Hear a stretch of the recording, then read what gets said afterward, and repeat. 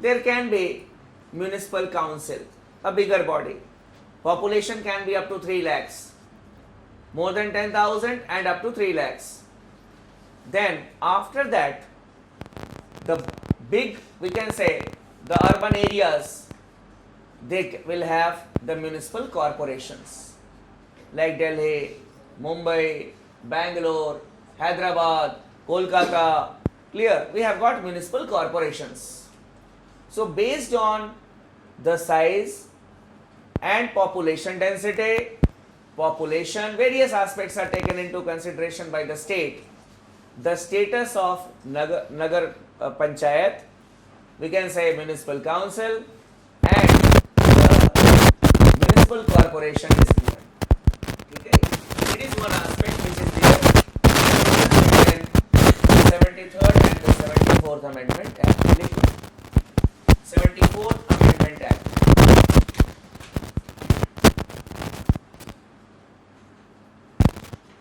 This act is a replica. This act is a replica of the 73rd Amendment Act.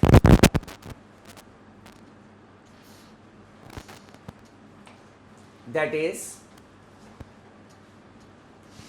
it mostly consists of the provisions which are there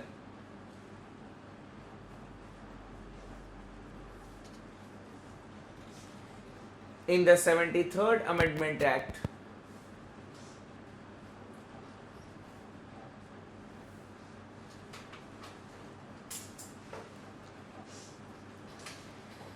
But the following provisions are not there in the 73rd Amendment Act.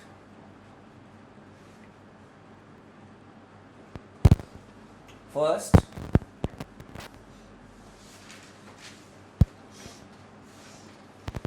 it provides for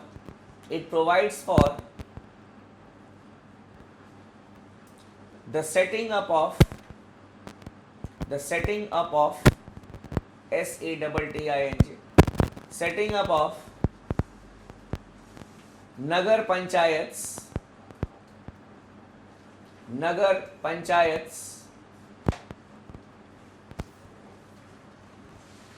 in an urban area or for an urban area in transition.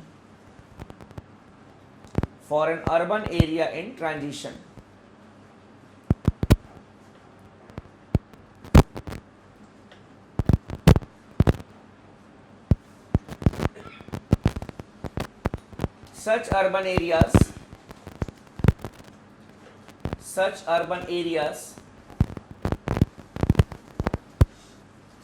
generally have 50% of agricultural population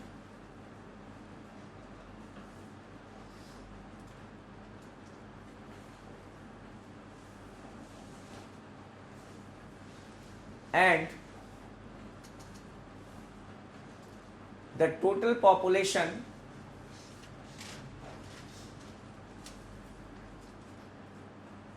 of such an area in most of the states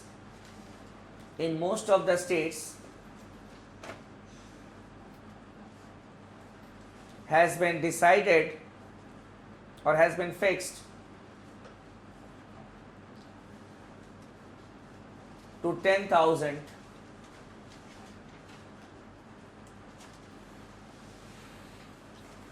But in some of the states we have seen it is 15,000 also.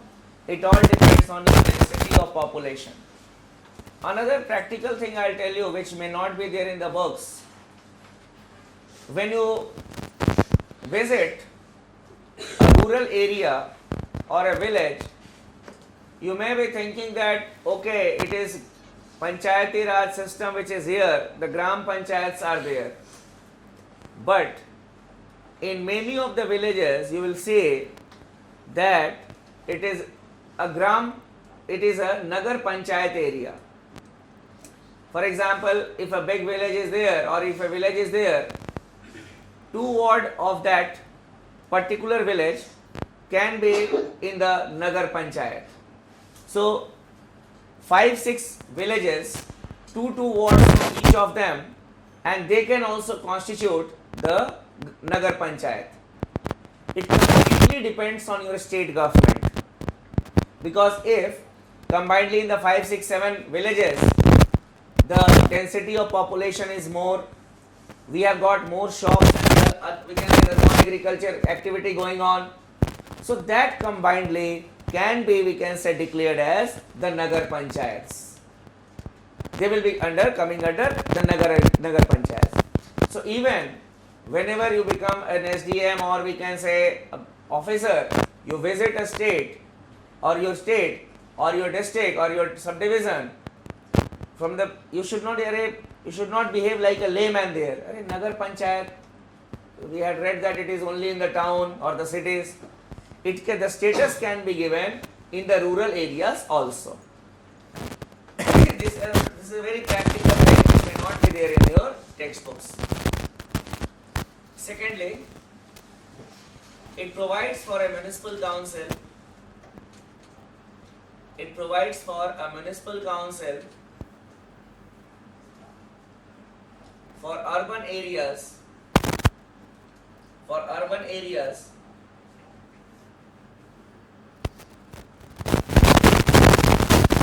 Having a population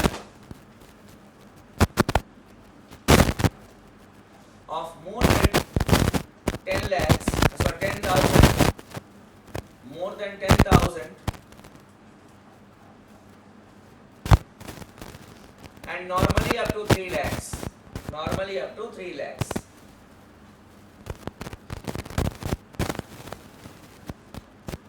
And a municipal corporation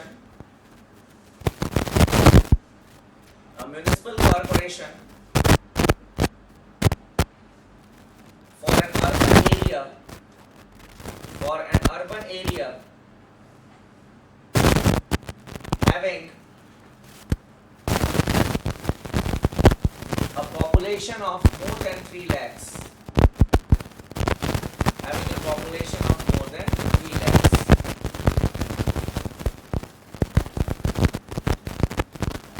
Now here you can write as note.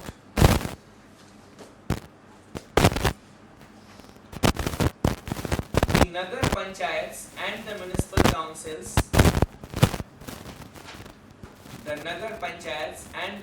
councils,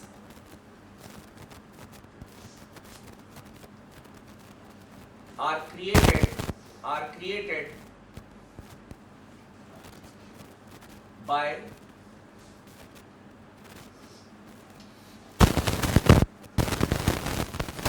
an order of the state executive, that is the cabinet, that is the state cabinet.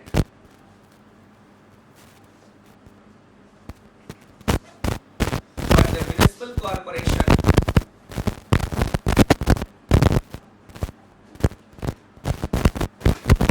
is a statutory body. Municipal corporation is a statutory body which is created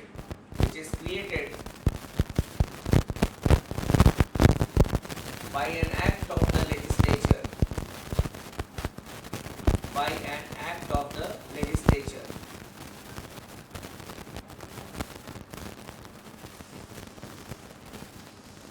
So we had the Jabalpur Municipal Corporation Act passed by the MP state legislature. We had the Delhi, we can say, the Municipal Corporation Act passed by the Parliament as it is a union territory.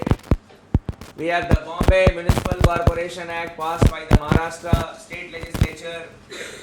We have the Howrah Calcutta Municipal Corporation Act passed by the West Bengal government. So, by those acts, these institutions have been created, these municipal corporations have been created. It means that they will have more powers in comparison to the Nagar Panchayats and the municipal councils.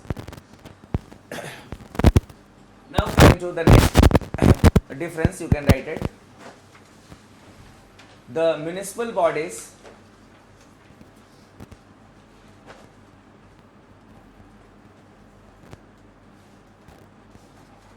are to be constituted for a term of 5 years.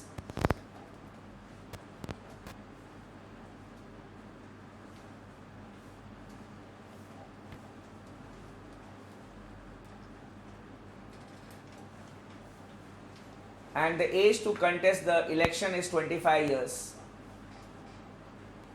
The age of contesting the elections is 25 years.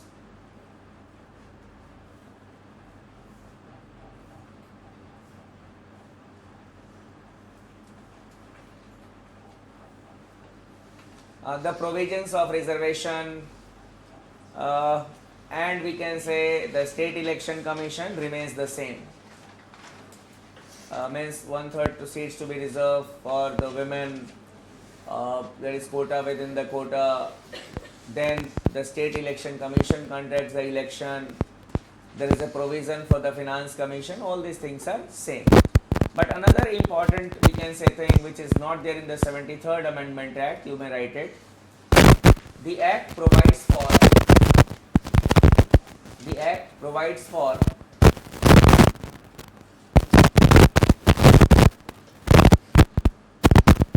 the constitution of the Act provides for the constitution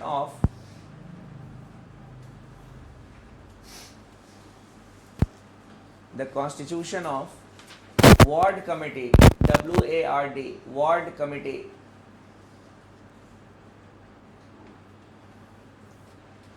of the municipal corporations, ward committees of the municipal corporations with a population of 3 lakhs and more. 3 lakhs and more. So you say it is decentralization within decentralization. Means if a municipal corporation is there having a population of, we can say, 10 lakhs. So areas having 3 lakhs of population, there will be constituted a ward committee.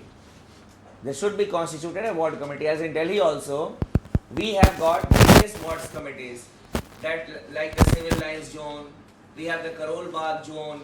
So these are the ward committees. So basically, that is, we can say, decentralization within decentralization. Ward committees are not there at the, we can say, the Gram Panchayat or in the rural areas. Next, it provides for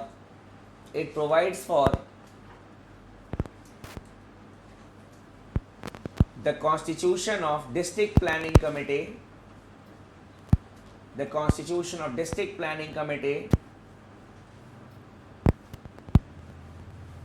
and metropolitan planning committee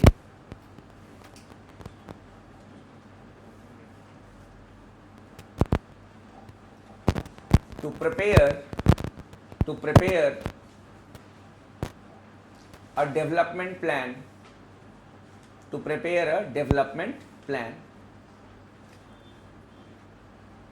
What is a metropolitan area? An area having a population of more than 10 lakhs. Clear? That is a metropolitan area. So it provides for the creation of a district planning committee and the metropolitan planning committee. Now remember, ward committee, district planning committee and metropolitan committees, they are exclusive features of the 74th Amendment Act. Here, such type of statements will be there. That is why we have done a smart work here, that we have not discussed all the provisions. you just need to remember these, we can say, differences. That is ward committee, district planning committee and the metropolitan planning committee, they are there as per the 74th Amendment Act only. Now other things remains the same. Now coming to implications of the 73rd Amendment and the 74th Amendment Act. What are the implications? Implications means the effects.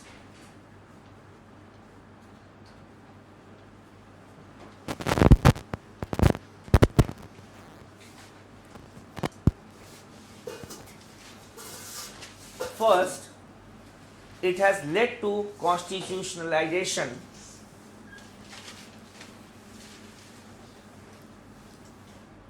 It has led to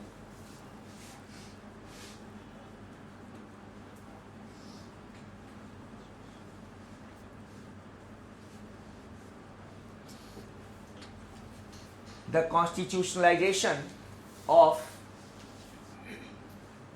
the local bodies, constitutionalization of the local bodies. It is one of the important implications that before that the provisions related to the local bodies, they were not given a constitutional status, but now when they have got a constitutional status, obviously their powers have to be recognized, their responsibilities have to be recognized, and the elections have become more systematic. So we have moved a step closer towards democratization of the local bodies at the grassroots level by giving them a constitutional status. You may write it. One of the most important implications of the two acts under discussion,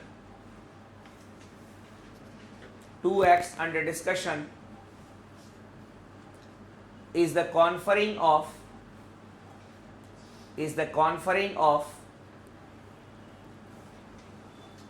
constitutional status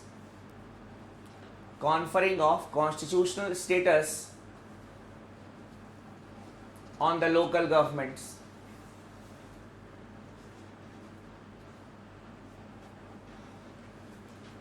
Initially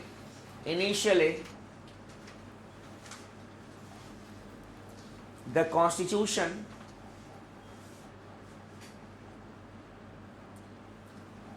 did not confer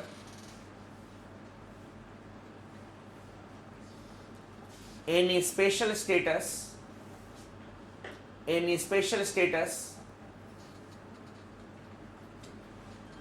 on the local governments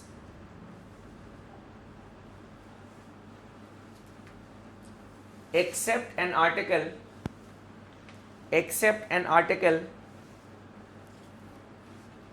in the directive principles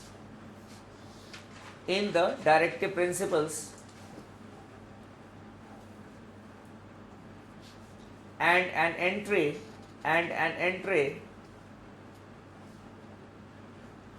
in the state list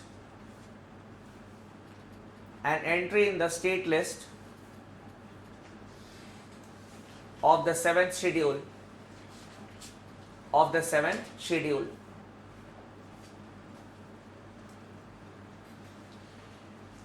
It was expected that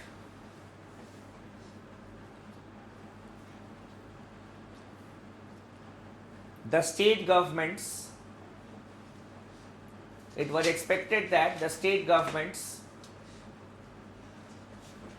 will take the initiatives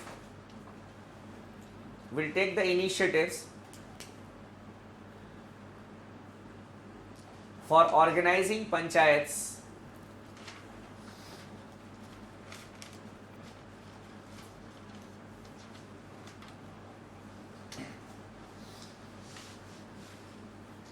prior to December 1992,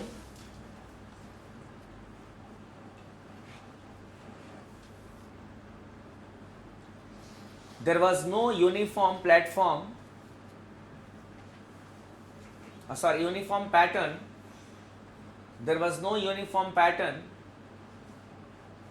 of the local self-government across the country.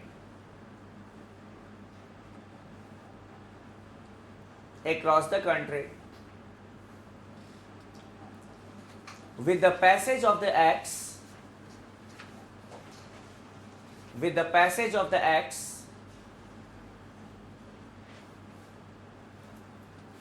it has become mandatory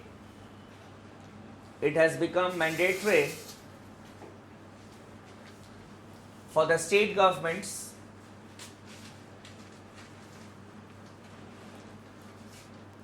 to establish local bodies at rural as well as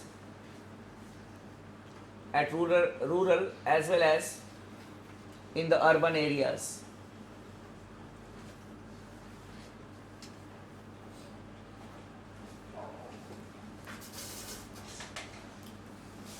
The second important implication of the 73rd and the 74th Amendment Acts is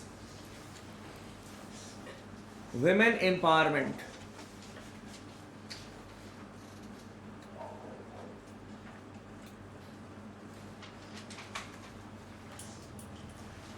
Women empowerment.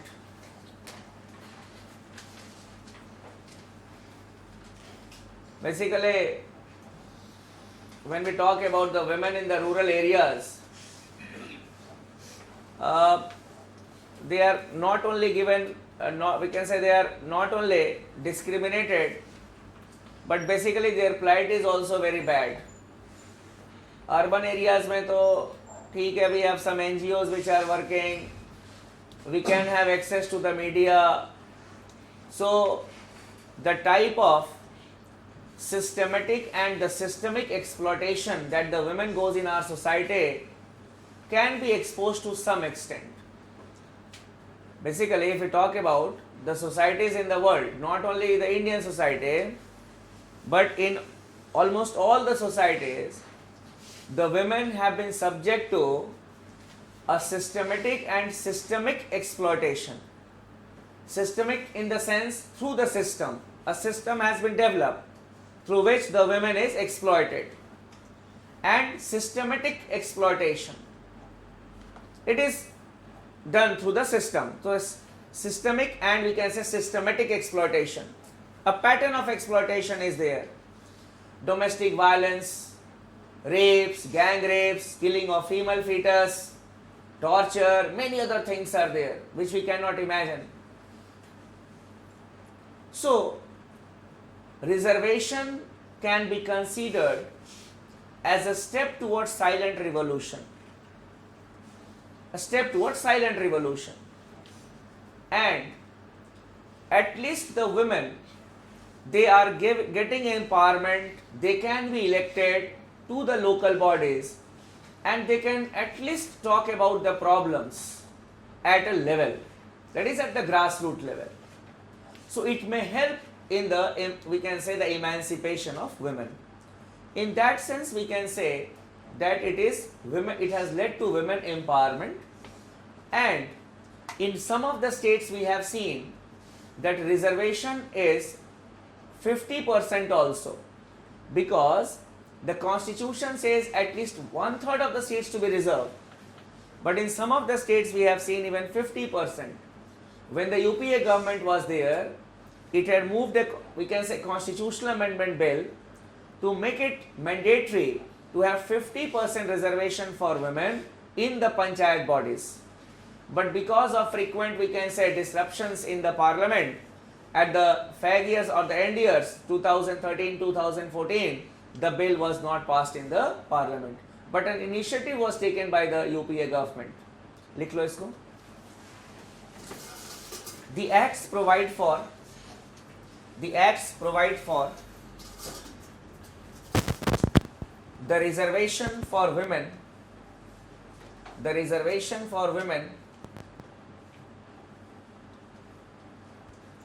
in the local bodies.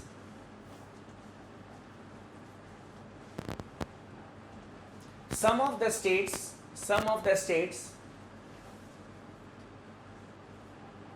have gone to the extent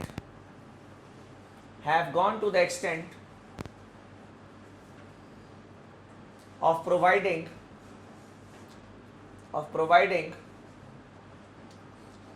50% reservation for women in the panchayat bodies.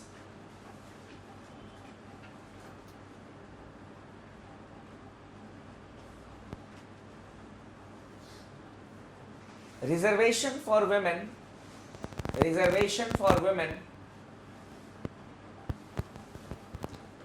is a step towards silent revolution.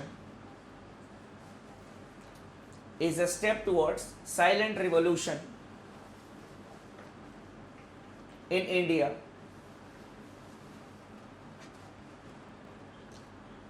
The women in India,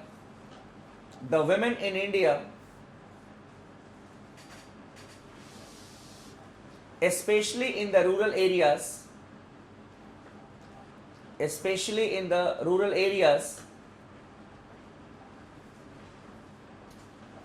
have been subject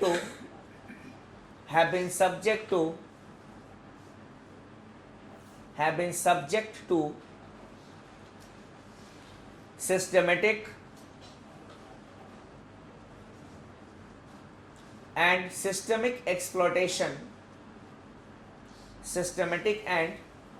systematic exploitation in the male dominated society.